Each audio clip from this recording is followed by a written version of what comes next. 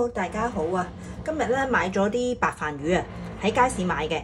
咁就我細嗰陣時咧話啲白飯魚咧有啲假嘅喎，但係我見呢幾年嘅新聞就冇嘅。不過我都上網睇咗，睇下點樣分辨。咁佢話咧，如果假嘅白飯魚咧係好有彈性啦，好似膠咁樣啦，又冇黑色嘅。咁佢嗱好明顯啦，呢度有眼。有鰭嘅，有啲黑色嘅咁嘅嘢，咁啊已經我當佢係真㗎啦咁樣。同埋呢幾年咧都冇新聞話係假㗎嘛，所以咧我就好放心咁買啦。咁我以前煎白飯魚咧就出水出得好緊要嘅，所以咧我今次咧就用翻我處理蠔仔嗰個方法，揾啲比較熱嘅水渌一渌佢，洗一洗佢。啲水煲滾咗就，如果係啱啱煲滾嘅咧，就攤佢10分鐘。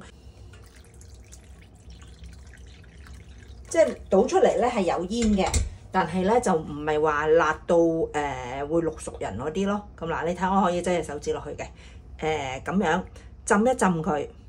咁咧佢啲水裏邊嗰啲水分咧會慢慢出嚟嘅，又唔會淥熟晒條白飯魚。見唔見到啊？微微咁咧，啲白飯魚咧係收縮緊啊！睇唔睇到啊？拎近啲，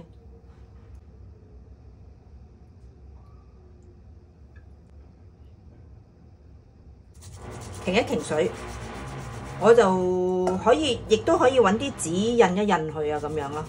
就我啲白飯魚喺度停緊水啦，我就處理下啲雞蛋。其實都唔使點處理啦，即係發蛋啫。2隻蛋啦，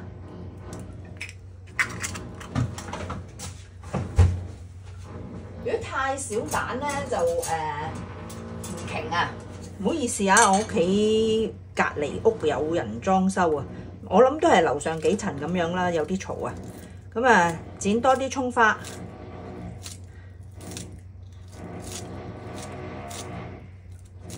薑葱蒜咧，即係都好可以有增強抵抗力嘅作用啊！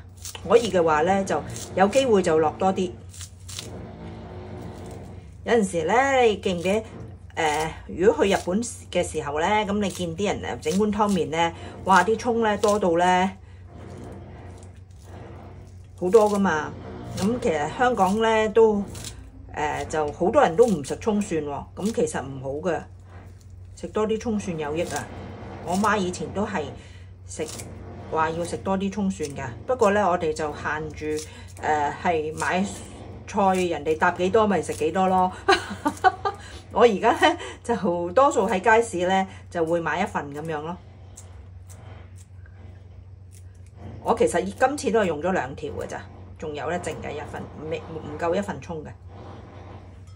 落少少鹽，胡椒粉啦就你可以落可以唔落。因為我覺得咧，如果落咗葱咧，其實都辟晒啲腥味㗎啦。如果你唔係特別中意胡椒粉嗰陣味咧，可以唔落。嗱，如果你發覺啲蛋咧發極都唔勻咧，你呢啲蛋白嗰度咧，你夾下去，你夾斷咗嗰個蛋嗰個質地咧，咁佢就會易勻啲㗎啦。咁樣夾下去，跟住咧你就好容易發㗎啦，知唔知啊？同埋咧，唔太勻都冇所謂嘅。啲白飯魚頭先停完水，落埋落去。咁啊，我冇另外揾紙印嘅啦，撈勻佢。我用2結鑊煎啦，開火，落油，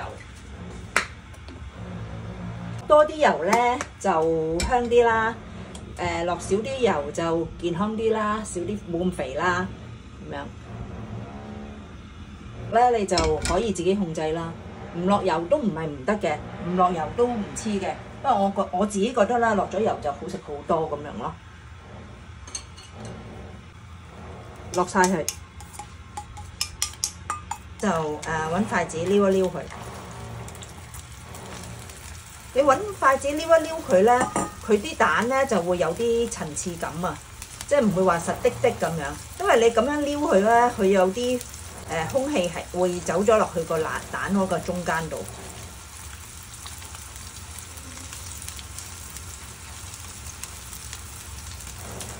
你見我頭先嗰啲白飯魚未熟晒噶嘛？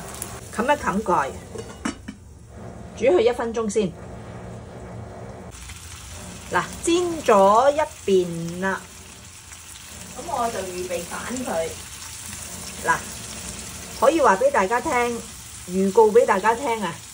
我反嘢好渣嘅，多數都會反爛嘅。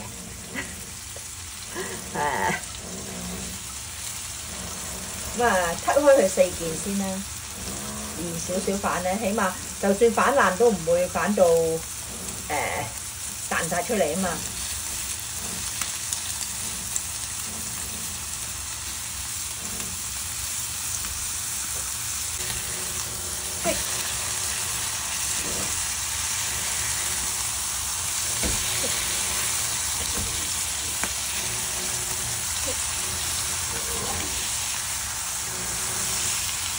今次叫做幾成功啦，唔算太差啊，真係。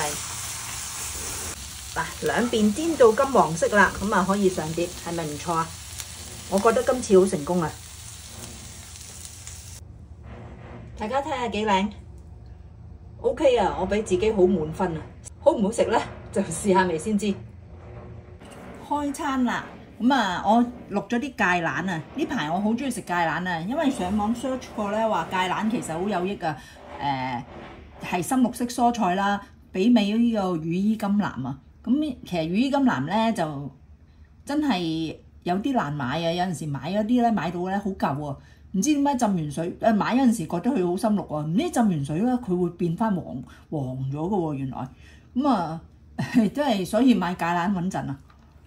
嗱，睇下啦，呢個係咪煎得幾好啊？又冇出水，見唔見到啊？一條條嗰啲仲係見到一條條嘅，幾好食啊！大家都一齊買啊！如果見到就我呢一份咧20蚊，好有益㗎。補充呢個鈣質，同埋有啱我哋中國人口味。唔好話啊，淨係要食沙甸魚先至高鈣啊！呢啲魚仔都好高鈣㗎。開餐。